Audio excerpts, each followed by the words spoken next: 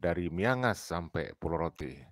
Saudaraku, pada malam hari ini ada video yang menarik yang kita pastikan para Habib Ba'alawi ngumpet kalau mendengar masalah ini kita bahas ya. Langsung saja apa itu?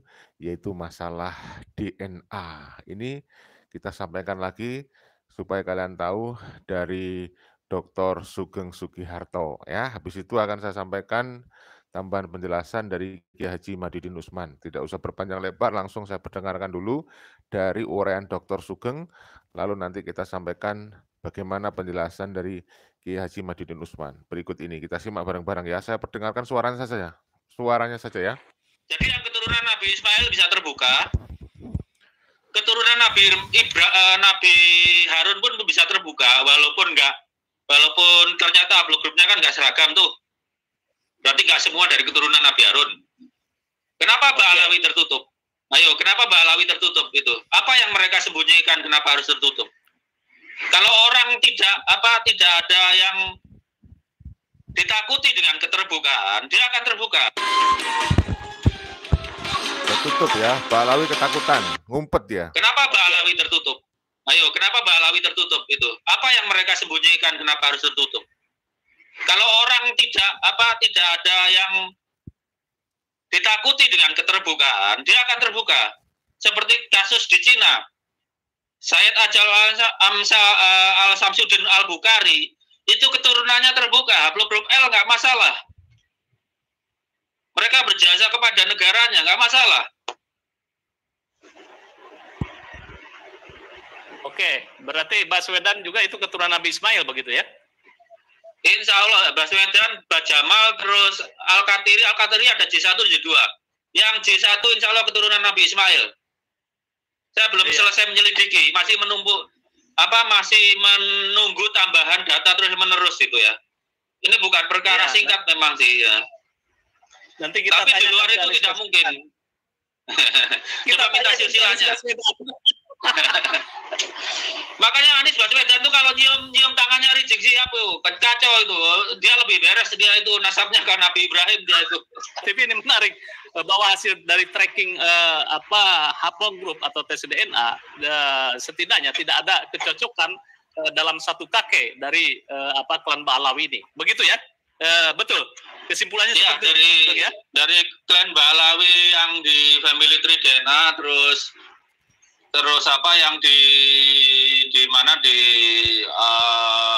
Waiful ada 6 orang dari Indonesia itu punya kecocokan dengan yang di family tree, itu bisa dipastikan Ba'alawi karena penelitian Profesor Herawati Sudoyo tahun 2010 itu nggak ada haplogrup di Indonesia itu. Jadi ada yang ngumpet waktu itu, ada yang ketakutan nggak ketemu ahli DNA. Jadi kita bisa pastikan karena di family tree DNA juga ada filtering. Yang bukan Ba'alawi itu statusnya dibuat guest. Ya, yang tertutup ini kan Ba'alawi di Indonesia, Ba'alawi ya mana terbuka, Ba'alawi Arab Saudi terbuka. Kenapa Ba'alawi di Indonesia ngumpet? Apa yang mereka sembunyikan? Ya, oke. Ya, baik pemirsa pada Suga TV, ini agak sedikit titik terang gitu ya tentang tes DNA, bahwa tes DNA itu bisa men-tracking siapa nenek moyang kita, siapa leluhur kita. Tadi sudah dikatakan oleh Dr. Sugeng. Saya langsung ke Kiai Imad. Kiai Imad, pembahasan tentang polemik nasab ini diangkat oleh Tempo. Nah, mungkin Anda bisa mensikapi ini. Tidak semua isu itu ya, tidak semua isu itu bisa diangkat oleh Tempo. Jika isu ini diangkat oleh tim Tempo berarti extraordinary, berarti ada sesuatu yang dasar tentang isu itu. Silakan Kiai Imad. Kang Mas Yusuf, saya sebenarnya pengen nanya dulu sama Dr. Sugeng. Oh, silakan. Jadi tadi secara gamblang Dr. Sugeng sudah merangkan, tapi ada beberapa hal yang saya belum paham betul. Jadi dari hasil tes DNA Ba'alawi ini Pak Dr. Sugeng, dari mulai mereka yang ada di zaman ini sampai ke Ubaidillah itu, kan itu kakeknya satu Ubaidillah. Tapi dalam hasil tes DNA ternyata kakeknya mereka itu 12. Minimal tuh saya rasa, minimal belum saya hitung semua.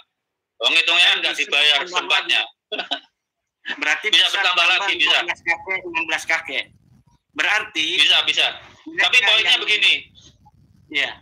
Poinnya itu tidak berasal dari satu kakek itu aja.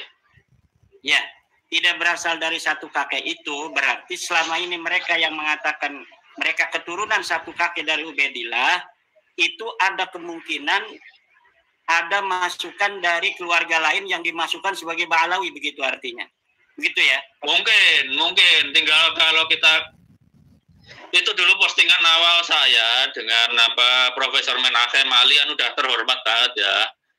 Itu jalur menantu sebetulnya keluarga Bani Ba'alawi ini, cuma mereka kan nggak mau diperlakukan terhormat. Malah saya dengan Profesor Menachem dihina-hina, ya udah kalau mau kasar ya akhirnya ayo. Kita kan udah menawarkan jalur menantu, kalau nggak bisa garis lurus laki-laki itu ya menantu. Cuma kalau jalur menantu dihitung kakek bersamanya kapan? Itu kakek bersamanya misalnya 1100 tahun yang lalu ya menikahi Syarifah siapa? Begitu. Dan kalau dilihat dari yang mengaku di family tree rata-rata Sadah ini kan nggak semua ngaku Said, cuma ditulis saja keluarga apa. Ba'alawi satu-satunya yang menulis dirinya sebagai Sadah itu. Jadi seperti kebanyakan ini dokter, kebanyakan hasilnya yang hari ini ada menurut dokter itu dari 12 haplogrup itu yang paling banyak apa? Core-nya masih G itu 60% lebih, tapi itu pun nggak dari satu kakek juga, paling nggak ada 2 atau 3. G pun bukan dari satu kakek ya? Bukan. Itu mana nanti saya akan tulis, saya malas ngitungnya sekarang. Ya, soalnya siap. ngitung itu. Jadi karena kalau di bawah haplogrup terminal itu yang tertulis di situ untuk menghitung kakek bersamanya itu pakai STR, kecuali kalau saya dapat data mentah mereka saya bisa otomatis. Tapi kan minta orang-orang data mentahnya itu kan sulit ya. Jadinya hitungnya harus manual itu. Berarti begini Pak Dokter, apabila Rabita Alawiyah itu kemudian rapat nih dari hasil-hasil tes DNA Ba'alawi, ada yang G, ada yang R, ada yang E, ada yang J, satu itu keturunan Nabi asli, masuk ke situ kan, yang di Ba'alawi kan hari ini. Kemudian mereka daftar bersama Ba'alawi, hasilnya mereka keturunan Nabi asli dari Al-Musawi, yang satu keturunan Nabi asli dari Al-Hasani. Itu hanya 2 orang dari beberapa ratus yang dari beberapa ratus yang telah tes DNA. Misalnya begini, sekarang ini rapat mereka. Oke, karena ada yang J1, berarti kita Ba'alawi ini keluarga Ubaidillah J1 haplogrupnya. Kemudian yang lain dinafikan tuh. Itu bisa berarti kan ya? Iya, yang lain batal dong. Kan yang lain dibatalin gitu. Batal ya, bilang aja jalur mantu atau jalur. Iya, berarti bisa. Atau begini sebaliknya. Berarti Ba'alawi ini diputuskan misalnya kita haplogrupnya G saja. Berarti selain G ini bukan Ba'alawi. Ya, silakan. Di suatu masa itu dimasukkan sebagai Ba'alawi kan. Nah, berarti setelah dirapatkan G itu udah mutlak mereka bukan keturunan Nabi kan, begitu Dok ya? Keturunan Nabi jalur paternal. Kita kalau batalkan nasab orang kita batasi lah. Maksudnya jangan diajar semua. Jadi keturunan jalur lelaki itu aja ya nggak mungkin. Kalau jalur lain yang masih mungkin itu karena yang batal gitu ya, yang batal nggak mungkin itu jalur lurus laki-laki ke Nabi Muhammad ke Sayyidina Ali gitu ya. Iya, itu nggak mungkin. Mereka yang haplogrupnya walaupun bukan J1 turunan Nabi dari garis perempuan, begitu ya Pak Dokter ya? Iya, garis parental pernah lewat anak perempuan lah gitu, walaupun sekali. Ya. Baik. Ya, kembali lagi tadi harus ada sebuah statement bahwa itu sosok Ubaidillah ini mungkin harus digarisbawahi itu ya, Kiai Imad itu ya, bahwa sosok Ubaidillah adalah sosok sentral di Ba'alawi. Nah, ini saya pengen menemukan, mungkin Pak Sugeng belum menemukan bahwa haplogrup Ubaidillah ini itu ya, semua mengayomi dari Ba'alawi sampai ke sekarang ini. Nah, mungkin seperti itu ya kesimpulan yang tadi itu ya, Pak Sugeng. Iya, tinggal kalau dia kakek bersama dari Ba'alawi sekarang tuh nggak mungkin. Tapi kalau kakek bersama dari salah satu haplogrup, terminal haplogrup, itu mungkin, itu biarkan Robito Alawiyah yang memutuskan, bukan saya. Tinggal kalau misalnya dia milih si Ehab itu yang J1 ternyata kakeknya Balawi, ya yang lain batal semua. Nggak boleh. Tinggal pilihannya kalau kakek bersama Balawi yang sekarang, itu nggak mungkin. Balawi bukan hanya di Indonesia ya, yang di luar negeri juga. Itu kan banyak tuh. Tapi kalau cuma kakek salah satu itu masih mungkin, seperti Ehab kemarin mungkin aja itu cucunya Balawi, tapi Ehabnya mau nggak kerjasama, misalnya kirim file mentahannya ke saya gitu, apakah dia berbeda cabang dengan apa ya, saudaranya, beda cabang dengan saudaranya Ahmad bin Isa yang lain, itu kan penyelidikan lanjutan nanti. Intinya ilmu pengetahuan itu butuh keterbukaan. Kalau diumpetin ya apanya yang bisa dipercaya. Ini kan ilmu pasti, datanya harus pasti dulu. Data mentahnya itu harus ada yang mau diukur. Jadi kurang lebih seperti itu ya, cukup mengejutkan dari apa yang telah beliau ungkapkan, dan tentu juga narasi tersebut cukup menohok ya buat mereka. Dan untuk teman-teman sekalian yang saya banggakan, yang saya muliakan, soal argumentasi Dr. Sugeng ini, artinya soal DNA ini ya sangat perlulah untuk kita perhatikan. Dan ini merupakan power untuk Kiai Imad ya, di dalam apa yang telah beliau teliti soal nasab mereka. Adanya kajian didukung dengan sebuah ilmu genetik ya, ilmu yang dapat melacak itu dari mana, asal mana, dan ini merupakan sebuah momen yang cukup luar biasa. Adanya sebuah kajian yang awal-awal menggemparkan soal nasab mereka seperti itu ya. Sekarang muncul dukungan dari DNA ya, yang dapat melacak ya keturunan mana, asal mana, dan ini cukup luar biasa lah saya rasa. Makanya untuk teman-teman sekalian, jangan langsung kita menyampaikan Kiai Imad ini asal-asalan atau apa ya. Sekarang ini ada orang yang ngerti DNA untuk maju menyampaikan soal hasil mereka, dan ungkapannya cukup mengejutkan seperti itu.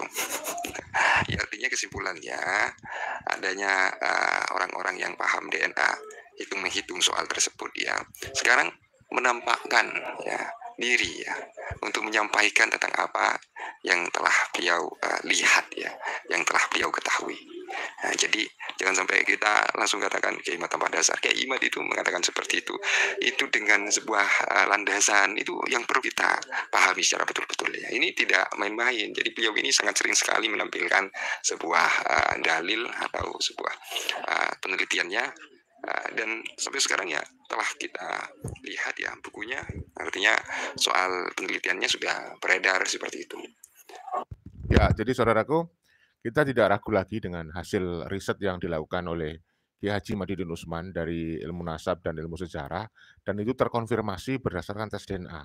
Nah, tes DNA ini menjadikan oknum Habib itu ngumpet ya. Kalau sudah bicara tentang DNA, mereka sudah nggak bisa, mati kutu sudah mereka nggak bisa sudah, karena tes DNA adalah dalil pasti ya. Oleh karena itu ketika kita berdebat dengan para oknum Habib maupun dengan para muhibbin, sekarang kita nggak usah bingung-bingung cari dalil ya. Kalian yang nggak hafal dalil, udah nggak usah bingung. Apa? Tinggal tanyakan hasil uji tes DNA-nya. Karena berdasarkan tes DNA itu juga diketahui ternyata Ba'alawi juga suka memasukkan kelompok-kelompok yang bukan Ba'alawi itu diba'alawikan. Ya, itu untuk menutup kelemahan dari Ba'alawi asli yang tidak terkonfirmasi sebagai keturunan Rasulullah. Makanya kita juga tidak heran kalau di dalam kehidupan sehari-hari ini ya para Ba'alawi itu juga tidak hanya manusia-manusia di luar klan mereka yang diba'alawikan, tetapi yang sudah mati, kuburan-kuburan dari orang-orang Nusantara pun diba'alawikan. Ya kalian tahu sudah, video-video sudah viral kita bahas. Nah, inilah yang harus kita waspadai. Kelicikan dari Ba'alawi yang sejak dari awal datuk-datuk mereka yang dimulai secara resmi oleh Habib Ali Sakron yang mencangkokkan ya dari keluarga mereka ke keluarganya Ahmad bin Isa Al-Abah, yang kemudian diikuti oleh leluhur-leluhurnya yang suka mencangkok-cangkokkan kelompok atau keturunan yang bukan Ba'alawi itu diba'alawikan. Tujuannya apa? Tujuannya kalau orang dari lainnya itu diba'alawikan, diharapin orang lain itu tidak menentang Ba'alawi. Diharapin kelompok lain itu seneng gitu loh. Karena mereka Ba'alawi ini membranding sebagai keturunan Rasulullah. Kalau saya terus terang, misalkan ada kuburan-kuburan leluhur saya dibalawikan. Wah, saya juga marah, nggak bangga saya. Ya dikirain oleh kelompok mereka ketika kuburan leluhur saya misalnya dibalawikan, saya bangga gitu ya. Wih, saya bangga nih ternyata saya keturunan Rasulullah dari jalur Balawi. Ya jelas nggak bangga dong. Kita malah dibohongin kan oleh onum-onum Balawi itu. Oleh karena itu, mari kita berpikir logis. Saya sering sampaikan ya, tidak ada satupun dari onum Balawi yang bisa menjamin surga. Tidak ada satupun onum Balawi itu yang bebas dari hukuman kalau dia bersalah. Tidak ada yang kebal hukum. Termasuk tidak ada yang kebal dengan neraka. Kalau mereka berdosa, ya masuk neraka. Jadi kalau mereka bersalah, ya dihukum. Jangan ragu-ragu, kita jangan takut. Kita melaporkan oknum Balawi yang mungkin dia melanggar hukum misalnya. Ya, jangan takut, kan ada doktrin tuh. Jangan sampai kalau ada oknum Balawi melanggar hukum, jangan sampai dilaporkan. Nah, nanti kamu masuk neraka. Nah, itu kan doktrin. Padahal Rasulullah sendiri sudah memberikan contoh, seandainya anak beliau Fatimah Az-Zahra itu mencuri, maka Rasulullah sendiri yang akan memotong tangannya, yang akan memotong tangan putrinya. Itu adalah contoh sudah viral kan. Itu juga sudah masyhur hadis itu. Jadi itu menunjukkan, mengajarkan kepada umat Islam itu tidak ada privilege, tidak ada pengecualian kepada siapapun gitu. Artinya kalau memang berdosa ya masuk neraka. Kalau memang bersalah, ya dihukum. Tapi kalian bisa tahu tuh doktrin-doktrin dari Ba'alawi, ya kan? Jadi mereka ini memang kurang ajar, sangat-sangat kurang ajar ketika dia mengaku sebagai keturunan Rasulullah, lalu mengkapitalisasi nasab Rasulullah digunakan untuk dia supaya mendapatkan kepentingan dunia itu, mendapatkan kemudahan, mendapatkan kemuliaan. Ini kan kurang ajar. Artinya apa? Justru mereka yang mengaku-ngaku sebagai cucu Rasulullah, jelas ini terbukti secara kajian perilaku mereka bukan keturunan Rasulullah gitu loh. Kenapa? Karena perilakunya jauh banget dari api. Nah, kajian-kajian yang sifatnya ilmu sosial, yang debatable, yang multi tafsir, yang multi interpretasi sekarang sudah selesai. Kenapa? Karena sudah terkonfirmasi dengan ilmu pasti, yaitu tes DNA. Nah, tes DNA ini yang membuat para oknum Habib Ba'alawi ngumpet.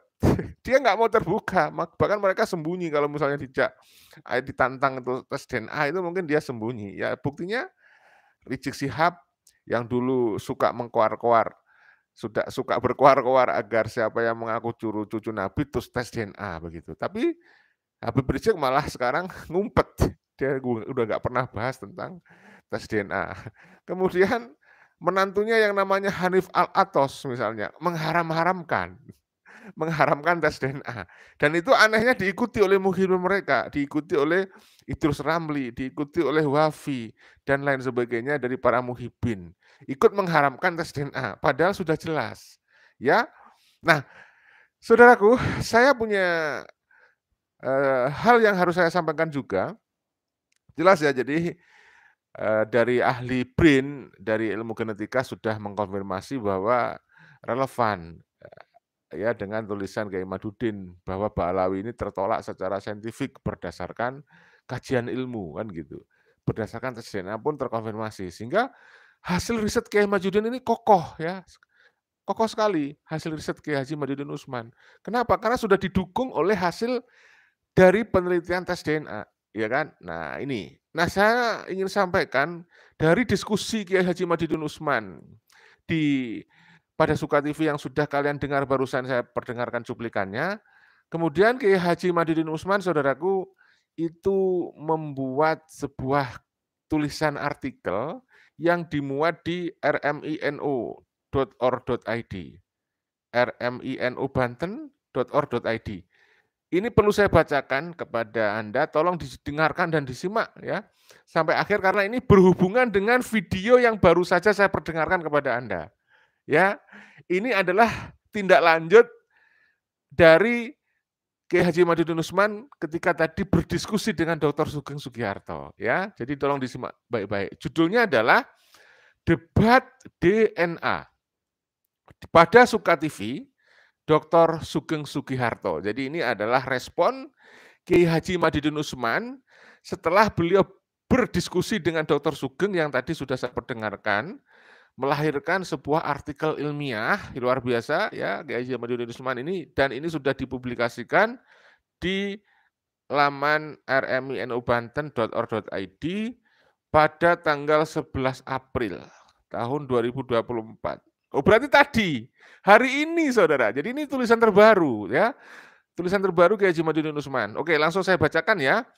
Di sini ditulis penulis, maka saya ganti dengan Kiai Haji Ahmaduddin Usman supaya mudah dipahami lah ya. Oke. Saya bacakan sekali lagi, judulnya adalah Debat DNA pada Suka TV, Dr. Sugeng Sugiharto. Setelah mendengar penjelasan penelitian, penjelasan peneliti riset dan inovasi nasional atau BRIN Dr. Sugeng Sugiharto pada Suka TV, Kiai Haji Ahmaduddin Usman lebih paham lagi tentang tes Y-DNA. Di bawah ini akan penulis ya, penulis saya ganti dengan Kiai Haji Ahmaduddin Usman ya. Di bawah ini akan Kiai Haji Ahmaduddin Usman uraikan dengan bahasa yang sederhana tentang tes Y-DNA berdasarkan penjelasan Dr. Sugeng dan beberapa literatur yang Kiai Haji Ahmaduddin Usman baca, diakhiri juga tentang penjelasan atau menjelaskan tentang hukum tes Y-DNA menurut pendapat Kiai Haji Ahmaduddin Usman. Nah, ini menarik. Saya langsung bacakan. Apa yang dimaksud dengan Y-DNA? Y-DNA adalah DNA yang diturunkan dari ayah kepada anaknya. Y-DNA memungkinkan kita bisa menelusuri garis leluhur kita ke atas sampai Nabi Adam. Nah, jadi kita itu bisa menelusuri. Ini ilmu pasti. Ya, siapa kakek kita gitu? Apakah kakek kita satu orang atau kakek kita itu sudah dimanipulasi ternyata banyak orang? Nah, ini bisa diketahui. Tes Y-DNA bisa mengungkapkan kakek bersama. Berdasarkan hasil tes DNA, orang-orang yang mengaku keturunan garis laki seorang tokoh, ya, jika 4 orang sepupu pertama dites Y-DNA, maka akan terbukti bahwa mereka mempunyai kakek bersama atau kakek yang sama ya. Nah, ini penting ini. Di 2 generasi ke atas. Jadi kita akan tahu siapa kakek kita bersama dengan kerabat-kerabatnya itu ya. Jika 8 orang sepupu kedua dites DNA, tes Y-DNA, maka akan terbukti mereka akan mempunyai kakek bersama di 3 generasi mereka ke atas. Jika 16 sepupu ketiga dites Y-DNA, maka akan terbukti mereka mempunyai kakek bersama di 4 generasi mereka ke atas. Begitu seterusnya. Jadi kita nggak usah ragu saudaraku ya tentang hasil dari tes DNA, karena ini sudah masyhur, ini perkembangan iptek yang berkembang di abad 20 yang dulu pada abad-abad sebelumnya tentu ulama-ulama sebelumnya kenapa husnuzon kepada Habib, karena belum ada perkembangan iptek yang secanggih sekarang yaitu adanya Y-DNA ya. Nah, sekarang karena sudah ada ilmu pasti, ilmu pengetahuan dan teknologi yang bisa menelusuri kakek kita ke atas, maka sekarang karena terbukti secara DNA Ba'alawi bukanlah keturunan Rasulullah, maka kita haram hukumnya mengakui Ba'alawi sebagai keturunan Rasulullah ya. Kita lanjut ya. Bagi orang-orang yang mempunyai silsilah nasab garis laki lengkap 40 generasi ke atas, kode-kode yang keluar dalam hasil tes Y-DNA itu memungkinkan mereka untuk mengganti kode-kode itu dengan nama-nama yang tertera dalam silsilah nasab itu. Ya, kita lanjut. Orang-orang yang hari ini mengaku keturunan garis laki dari Sayyidina Ali harus mempunyai kakek bersama kira-kira di masa hidup Sayyidina Ali. Sayyidina Ali wafat tahun 40 Hijriah, berarti orang-orang yang hari ini mengaku keturunannya harus mempunyai kakek bersama sekitar 1405 tahun yang lalu. Nah, ini penting ini, pahami ya. Jika di antara mereka ada yang lebih dari itu, baru mempunyai kakek bersama, maka salah satu di antara mereka bukan keturunan Sayyidina Ali. Ya, jadi makanya Pak Alawi karena terbukti bukan keturunan Sayyidina Ali, akhirnya suka mengklaim kelompok dan sakdah atau silsilah dari keluarga yang lainnya itu diba'alawikan. Tujuannya apa? Yaitu untuk menutupi kelemahan dari Ba'alawi. Kita lanjut ya saudaraku. Nabi Muhammad SAW dan Sayyidina Ali adalah keturunan Nabi Ibrahim alaihissalam dari Nabi Ismail. Sedangkan para Yahudi Kohanim atau keturunan Nabi Harun ya adalah keturunan Nabi Ibrahim dari Nabi Ishak alaihissalam. Nabi Ismail dan Nabi Ishak adalah saudara seayah. Ya. Keduanya adalah anak dari Nabi Ibrahim alaihissalam. Di dunia ini jalur keturunan saraf bangsawan Nabi Ishak yang konsisten menjaga silsilah garis laki mereka adalah para imam Yahudi Kohanim. Sedangkan jalur Nabi Ismail yang konsisten menjaga silsilah garis laki mereka adalah para sarif keturunan Nabi Muhammad SAW. Maka ya, untuk memperkirakan DNA Nabi Ibrahim adalah dengan membandingkan hasil tes DNA para kohanim dengan para sarif. Ya, saudaraku, saya disclaimer, kalau kalian nanti mungkin kurang puas dengan cara saya membaca tulisan Kiai Haji Imaduddin Utsman ini, silahkan kunjungi laman website tadi, rmubanten.org.id. Oke. Selanjutnya, Nabi Ibrahim alaihissalam menurut Nabi Ibrahim alaihissalam menurut Iqbal Harahap dalam bukunya Ibrahim alaihissalam, Bapak Semua Agama, menjelaskan bahwa Nabi Ibrahim alaihissalam lahir di kota Ur tahun 1978 sebelum Masehi. Para orang yang mengaku keturunan Nabi Ibrahim alaihissalam hari ini harus mempunyai kakek bersama sekitar 4002 tahun yang lalu. Kalau mereka tidak memiliki kakek bersama, berarti ada kakek-kakek palsu yang dicangkok-cangkokkan. Setelah para kohanim ini tes Y-DNA, dapat diketahui bahwa lebih dari separuh para kohanim ini berhaplogrup J1. Begitu juga para keturunan Nabi Muhammad SAW yang telah melakukan tes Y-DNA. Sebagian besar mereka mempunyai haplogrup J1. Itu ingat ya, bukan G. Nah, para keturunan Nabi Muhammad SAW yang berhaplogrup J1 itu dibuktikan dengan jalur silsilah nasab mereka yang terverifikasi dalam kitab-kitab nasab terdahulu. Sedangkan hasil selain J1 tidak terverifikasi ya, tidak terverifikasi kitab-kitab nasab terdahulu. Berdasarkan tentu saja berdasarkan kajian kitab nasab. Ya, makanya saya bilang ya, saya menjadi percaya dengan hasil riset, hasil tesis Kiai Haji Imaduddin Utsman setelah dirilis, dipublikasikan penelitian terkait dengan Y-DNA.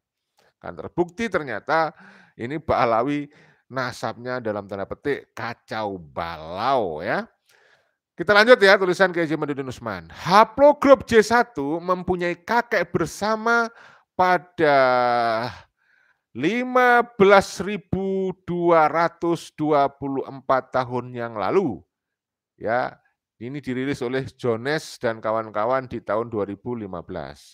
Dari sini sahih bahwa antara keturunan Nabi Ismail dan Nabi Ishak mempunyai kakek bersama, ya, karena kakek bersama mereka adalah Nabi Ibrahim yang hidup sekitar 4.002 tahun yang lalu, masih di bawah 15.224 tahun yang lalu. Jika salah satunya di atas 15.224 tahun yang lalu, maka salah satunya adalah bukan keturunan Nabi Ibrahim. Dari situ diketahui bahwa haplogrup Nabi Ibrahim adalah J1. Peneliti BRIN, yaitu Dr. Sugeng Sugiharto, saudara dengarkan, sudah menghitung presisi dan dapat menelusuri kode genetik Nabi Ibrahim sampai hanya tersisa 2 kandidat kode anak dan ayah, yaitu Z2329 yang mempunyai anak JFGC 8712. 2 kode anak dan ayah itu salah satunya adalah kode Nabi Ibrahim. Jadi jika kode Nabi Ibrahim itu adalah Z2329, maka kode JFGC 8712 itu adalah kode salah satu anaknya. Dan jika kode genetik Nabi Ibrahim adalah JFGC 8712, maka kode Z2329 adalah kode ayah Nabi Ibrahim. Azhar Torah mungkin ya. Peneliti kode Nabi Ibrahim sampai sepresisi itu baru diungkap oleh peneliti Indonesia, yaitu Dr. Sugeng Sugiharto. Dan ini membuat oknum Habib tambah ngumpet kalau disuguhkan hasil tes DNA, saudara. Makanya sekarang ini pada ketakutan. Mereka tertutup, nggak terbuka, nggak mau bicara lagi tentang nasab berdasarkan tes DNA. Yang namanya Rizik Syihab sekarang sudah benar-benar mati kutu, trauma dia mau bahas nasab berdasarkan DNA ya. Kita lanjut saudaraku. Setelah diketahui haplogrup Nabi Ibrahim adalah J1 dengan penanda individu JZ2329 atau JFGC 8712, maka dari situ diketahui pula bahwa Nabi Harun dan Nabi Muhammad SAW dan Sayyidina Ali juga berhaplogrup J1 dengan tambahan penanda yang sama. Nah, ingat itu ya. Orang-orang yang mengaku keturunan Nabi Harun dan Nabi Muhammad SAW berdasarkan silsilah nasab mereka, tetapi hasil tes DNA-nya selain J1 dengan tambahan kedua penanda tersebut kemudian dieliminir alias dipotong, dibuang saja. Menurut halaman family tree DNA dari J1 dengan kedua penanda itu, keturunan suku Quraisy mempunyai penanda genetik individu L859+. Jadi dia yang hasil tes DNA-nya JZ2329 atau ZFGC 8712 ditambah penanda L859+, dia termasuk suku Quraisy. Yang tidak mempunyai penanda tersebut dia dieliminir dari suku Quraisy. Buang, berarti bukan suku Quraisy. Oke saudara, kita lanjut ya dari tulisan Kiai Madudin ini. Setelah diketahui dia termasuk bagian suku Quraisy, untuk mengetahui apakah dia termasuk Bani Hashim, maka dia harus mempunyai kode genetik individu Hashim yaitu FGC. FGC 8703+. Dia yang tidak mempunyai kode genetik FGC 8703+, ya, walaupun dia termasuk suku Quraisy, ia tidak termasuk ke dalam klaster Bani Hashim. Jadi kalau di luar FGC 87013 berarti bukan kelompoknya Bani Hasyim. Nah, Bani Hasyim adalah mereka yang mempunyai leluhur anak-anak Hasyim bin Abdul Manaf, anak laki-laki dari Hasyim bin Abdul Manaf adalah Abdul Muthalib dan Asad. Keturunan Abdul Muthalib dan Asad harus mempunyai penanda genetik J1. Nah, ini penting ini. J1 L859 dan FGC 87013 yang tidak mempunyai kode tersebut dieliminir, dibuang.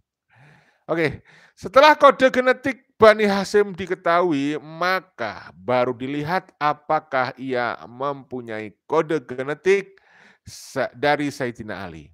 Menurut family tree DNA, kode genetik individu Sayyidina Ali adalah FGC 10500 plus atau FGC 10500 plus ya. Sayyidina Ali mempunyai 18 anak yaitu Hasan, Husain As-Sahid, Muhammad bin Al-Hanafiyah, Abbas Al-Akbar atau dijuluki Abu Kirbah. Kemudian Abdullah Al-Akbar, kemudian Ja'far Al-Akbar, kemudian Utsman Al-Akbar, kemudian Muhammad Al-Akbar, kemudian Abdullah Al-Asghar, kemudian Ubaidillah. Ya. Kemudian dalam kurung yang dijuluki Abu Ali, Aun, Yahya, Muhammad Al-Ausad, Utsman Al-Asghar, kemudian Abbas Al-Asghar, Ja'far Al-Asghar, kemudian Umar Al-Afgar, kemudian Umar Al-Akbar ya. Saya lanjut ya saudaraku. Terus simak ya, jangan bosan ya. Kalau nanti kamu nggak puas dengan cara baca, langsung baca sendiri di website laman rminubanten.org.id. Nah, saudaraku, semua mereka yang mengaku sebagai keturunan dari 18 anak Sayyidina Ali harus mempunyai kode genetik Sayyidina Ali, yaitu FGC 10500. Yang tidak mempunyai kode genetik tersebut, walau mempunyai silsilah, harus dieliminir. Berarti dia palsu, harus dibuang. Nah, ini. Ya, kemudian dari 18 anak laki-laki Sayyidina Ali tersebut, 2 orang yaitu Hasan dan Husain beribu Sayyidatuna Fatimah binti Sayyidina wa Maulana wa Nabiyuna Muhammad SAW, yaitu Hasan dan Husain. Keturunan Sayyidina Hasan dapat dikenali melalui ciri genetik DYS513 sama dengan 12, sedangkan Sayyidina Husain dengan kode YDNA FGC 30416. Mereka yang mengaku keturunan Sayyidina Hasan dan Sayyidina Husain, walaupun ia mempunyai ciri genetik Sayyidina Ali, jika tidak mempunyai ciri genetik Sayyidina Hasan dan Sayyidina Husain, ia tidak termasuk keturunan Nabi Muhammad SAW. Nah, hal ini baru akan jelas terbukti dari tes DNA, saudara. Ya. Kenapa Ba'alawi mustahil sebagai keturunan Nabi Muhammad SAW menurut tes YDNA? Nah, jadi Ba'alawi mustahil keturunan Nabi Muhammad SAW ya, saudaraku. Kenapa? Ya, karena Ba'alawi mustahil sebagai keturunan Nabi Muhammad SAW ya, karena dari mereka yang sudah tes YDNA hasilnya mereka mayoritas berhaplogrup G. Maka ditetapkanlah haplogrupnya adalah G.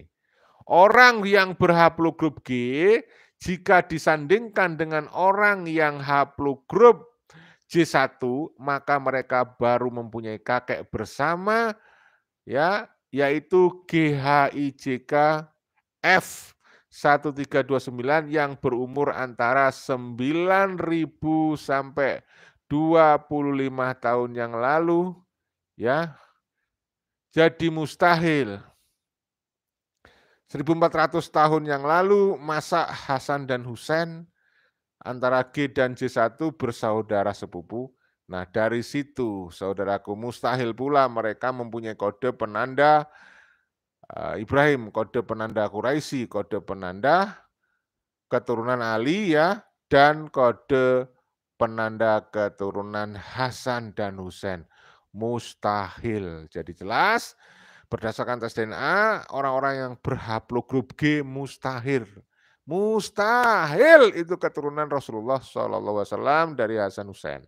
Nah, kata Rumel Abbas, tahulah kalian Rumel Abbas adalah salah satu pembela Habib. Ya, kata Rumel Abbas, ada 3 orang Ba'alawi yang berhaplo J1. Bagaimana penjelasannya? Ada 3 orang yang mengaku Ba'alawi kok haplogrupnya J1, sementara mayoritas dari ratusan Ba'alawi yang telah tes DNA hasilnya G haplogrupnya. Itu menandakan bahwa ketiga orang itu sebenarnya bukanlah Ba'alawi, tetapi orang yang diba'alawikan. Tadi sudah kita sampaikan di depan, kalau ada orang dari Ba'alawi, tapi setelah tes DNA adalah J1, hasil haplogrupnya, itu kan berarti keturunan Rasulullah. Berarti dia sebenarnya bukan Ba'alawi, tetapi orang yang diaku-aku, yang diklaim, atau yang diba'alawikan. Nah itu ya, sebenarnya dia itu keturunan Rasulullah asli, tapi diaku-aku supaya untuk menutupi kelemahan dari Ba'alawi yang palsu. Nah itu saudara, kehebatan Ba'alawi. Ya. Liciknya itu gitu. Nah kita lanjut ya. Jadi ada yang diba'alawikan saudara. Itu cara mereka untuk menutupi kelemahan. Seperti Wali Songo misalnya di Indonesia ya. Di Indonesia itu Wali Songo kan bukan Ba'alawi. Karena Wali Songo asli keturunan Rasulullah. Ya. Tapi oleh Ba'alawi itu Wali Songo diba'alawikan. Tujuannya apa? Ya untuk menutupi kelemahan Ba'alawi. Ya akhirnya keluarga Wali Songo nggak mau dong, saya bukan Ba'alawi. Sebab kalau nanti jalur Wali Songo diba'alawikan itu jadi terputus. Jadi terputus ya kan. Padahal Wali Songo nyambung terus ke Rasulullah SAW, ya kan? Oke, kita lanjut saudaraku. Sebagaimana hari ini para Wali Songo itu diba'alawikan. Jika hari ini keturunan Wali Songo ada yang tes DNA, yang sudah tes DNA dan tes Y-DNA dan hasilnya berhaplogrup G sama dengan Ba'alawi, maka baru bisa dikatakan Wali Songo adalah Ba'alawi. Tetapi jika hasil tes Y-DNA Wali Songo bukan haplogrupnya G, maka jelas-jelas, sangat jelas sekali Wali Songo itu bukan Ba'alawi. Dan ternyata keturunan Wali Songo ketika tes DNA tidak berhaplogrup G. Dan salah satu yang sudah viral itu dari keluarga Kiai Hasan Genggong kalau nggak salah ya. Oke, jadi kita lanjut saudaraku. Kata Hanif Alatos ya, melakukan tes DNA hukumnya haram. Kurang ajar kau nih, membohongi rakyat aja. Ini komentar saya. Ya, padahal mertawa ente aja sebelumnya mewajibkan tes DNA. Sekarang udah ketahuan haplogrupnya mereka itu G, bukan keturunan Rasulullah, melalui Hanif Alatos itu mengharam-haramkan. Kurang ajar ente membodohi rakyat. Jejak digital kejam bro. Dari jejak digital kita tahu ente pembohong, penipu. Kenapa kita bilang begitu? Karena ente mencela-menceli. Bapak mertua ente ngomong tes DNA wajib, nih, tapi ketika sampai kepada kamu nih, kamu haram-haramkan, menandakan Anda penipu, nggak konsisten, mencela-menceli. Mencela-menceli itu isu dure sore tempe ya. Ya jadi saya ulangi, ini saya baca dari tulisan Kiai Madudin ya. Kata Hanif Alatas melakukan tes DNA hukumnya haram. Bagaimana sebenarnya? Nah begini penjelasan Kiai Madudin ya. Yang mengharamkan tes DNA itu kemungkinan mereka yang hasil tes DNA-nya negatif, ya negatif sebagai cucu Nabi atau bukan cucu Nabi Muhammad ya. Bagi mereka yang mengaku keturunan Nabi Muhammad SAW, lalu banyak orang yang tidak mempercayainya karena silsilah nasabnya tertolak, ya berdasarkan kitab-kitab nasab primer dan sekunder, maka jika ia ingin tetap diakui sebagai keturunan Nabi, maka dia wajib membuktikannya dengan melakukan tes Y-DNA. Jadi jelas ya, sekarang sudah kita sampaikan juga kepada masyarakat, nggak usah bingung kalau diajak debat. sama Ononum Habib Alawi nggak usah bingung, saudara. Kalian nggak usah bingung cari dalil-dalil kemana-mana, buka-buka, nggak perlu. Sekarang sudah kemajuan ilmu pengetahuan dan teknologi, antem saja dengan dalil pasti, yaitu apa? Tes DNA. Ya.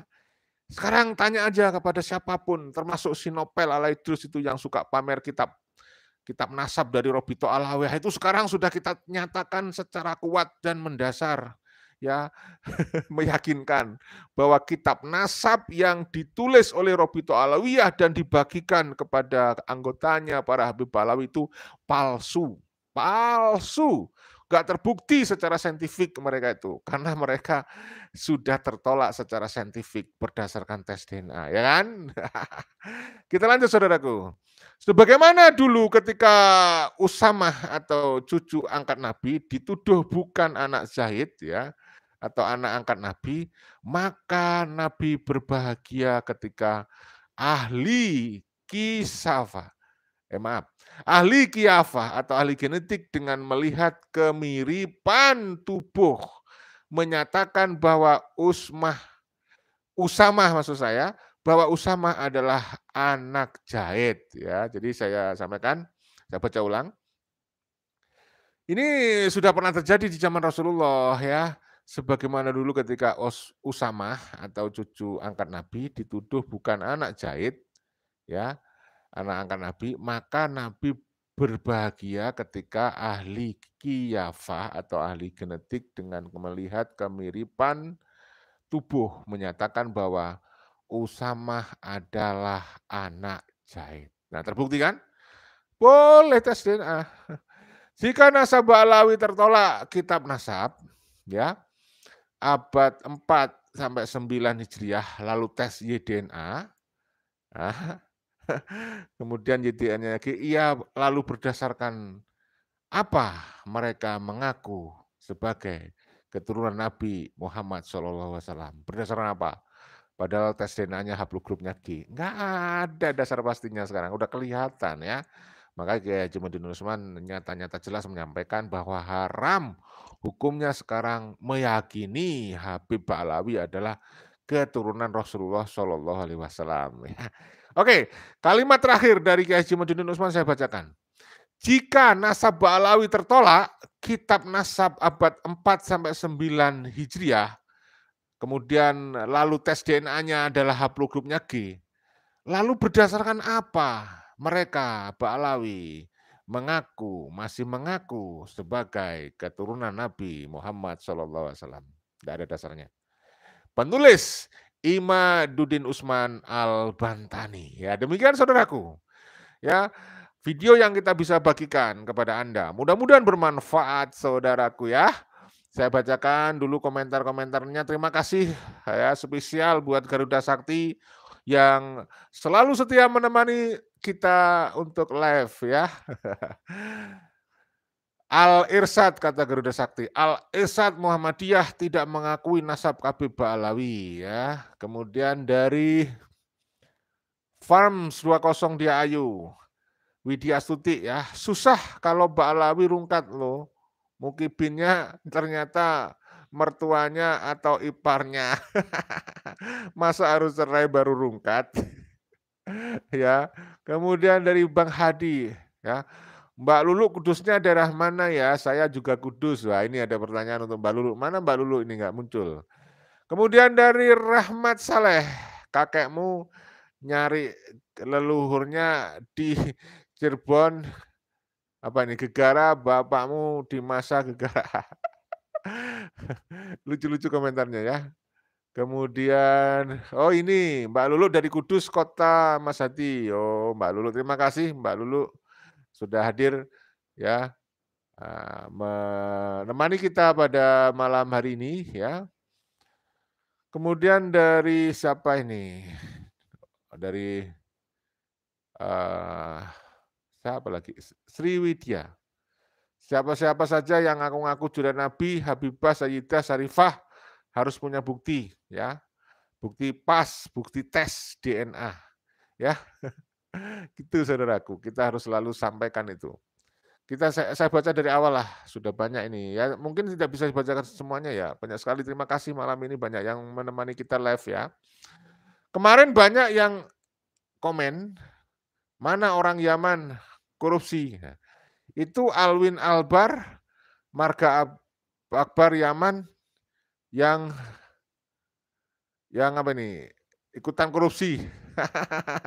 Dia lupa ada mantan menteri yang di Nusantara itu, kalian nggak usah saya sebut namanya dah. Mantan menteri agama itu ya juga ada yang dulu pernah terbukti juga korupsi. Sudah terbebas tapi sekarang. Kalian cari sendirilah, dari Ba'alawi itu ada. Kemudian dari channel akun Alhamdulillah.